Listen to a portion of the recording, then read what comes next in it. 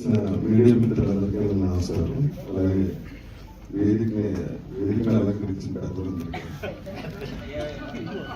అందరికీ నా నమస్కారం.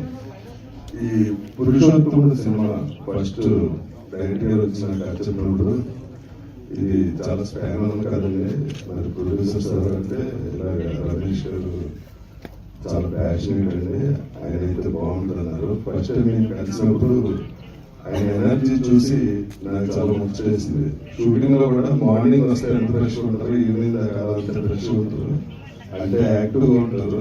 అన్ని డిపార్ట్మెంట్ లో అన్ని చోట్ల ఇన్వాల్వ్ అయ్యి అన్ని తెలుసుకుని కొత్త ప్రొడ్యూసర్ అని ఫీలింగ్ ఎవరికి రాలేదండి లొకేషన్ కూడా.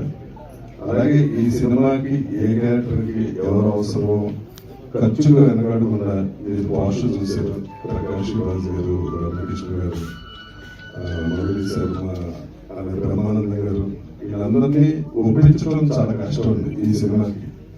రామ్ కథ చెప్పగానే ఆ క్యారెక్టర్స్ నచ్చి ఇంకా చాలా మంది ఉన్నారు ఆర్టిస్టులు, బ్రహ్మానంది చాలా మంది ఉన్నారు, ప్రవీణ్, ఇవన్నీ అదంతా డైరెక్టర్ గారి గ్రేట్నెస్.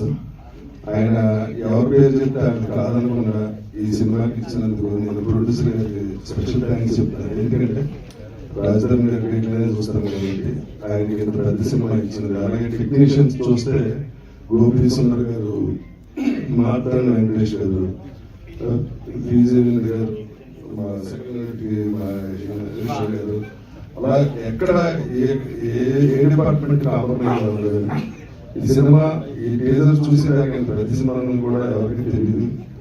రమేష్ గారు, మీరు ఇండస్ట్రీలో ఇంకా ఓల్డ్ సినిమాలు తీసి ఇక్కడ